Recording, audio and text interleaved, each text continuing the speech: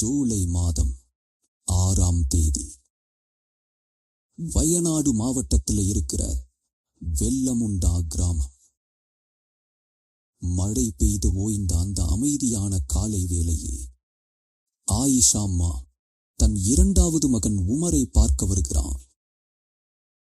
முன் கதவை தட்டி நீண்ட நேரம் கூப்பிட்டும் உள்ளிருந்து எந்த சத்தமும் வரவில்லை. சந்தேகமடைந்த ஆயிஷா வீட்டின் பின்வாசல் பக்கமாக சென்று கதவை தட்டுகிறார். பூட்டப்படாத அந்த பின்வாசல் கதவு லேசான தள்ளலில் மெதுவாக திறக்கிறது. உள்ளே நுழைந்த அவருக்கு சிவப்பு கலர் முசைக் தரையில் சீறு படிந்த அசிங்கமான கால் தடம் தெரிகிறது.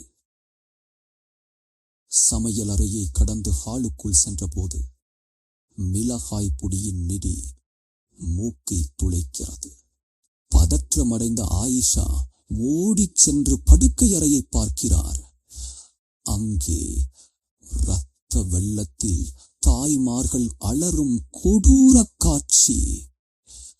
மகன் உமரும் அவருடைய மனைவி பாத்திமாவும் தலையிலும் கழுத்திலும் வெட்டப்பட்டு சடலமாக கிடந்தனர்.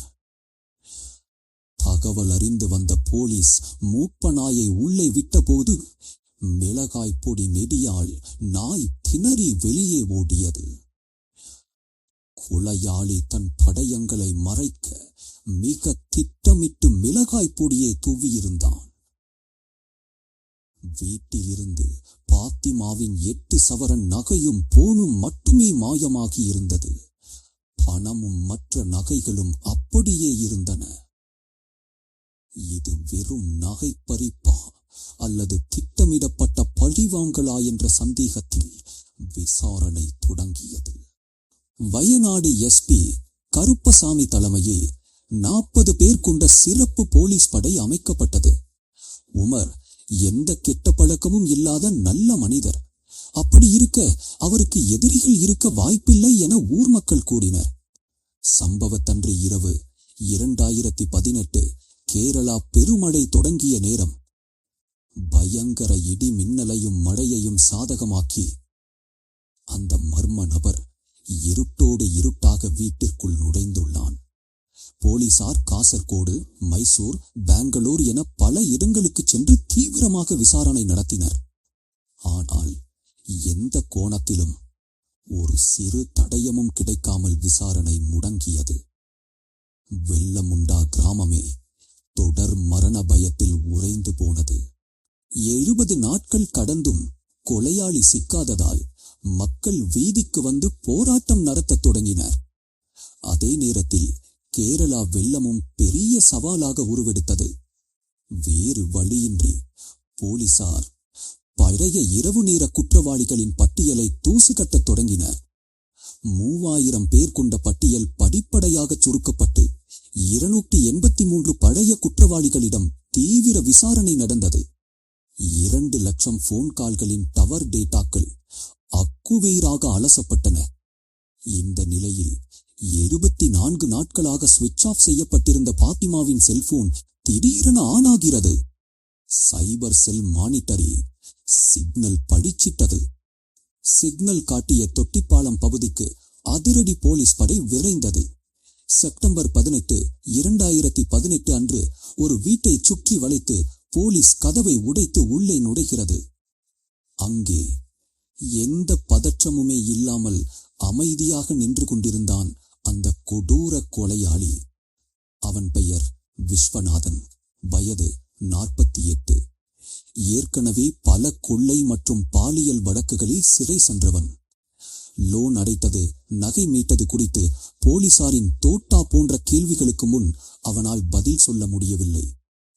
இறுதியே தான் செய்த கொடூர சம்பவத்தை ஒப்புக்கொண்டு வாக்குமூலம் அளித்தான். பணத்திற்காகவே இந்த இரட்டை கொலையை செய்ததாக கூறினான். பாத்திமா கழுத்தில் நகைகளுடன் செல்வதை பார்த்து இந்த பேராசை உதித்ததாக கூறினான். ஜூலை 5 இரவு மழை சப்தத்தை பயன்படுத்தி பின்வாசல் கதவு வழியாக உள்ளே நுழைந்துள்ளான். தூங்கிக் கொண்டிருந்த பாத்திமாவின் சங்கிலியை கழற்ற முயன்றபோது உமர் வெறித்துக் கொள்ள இரும்பு கம்பியால் தலையில் அடித்துக் கொன்றுள்ளான்.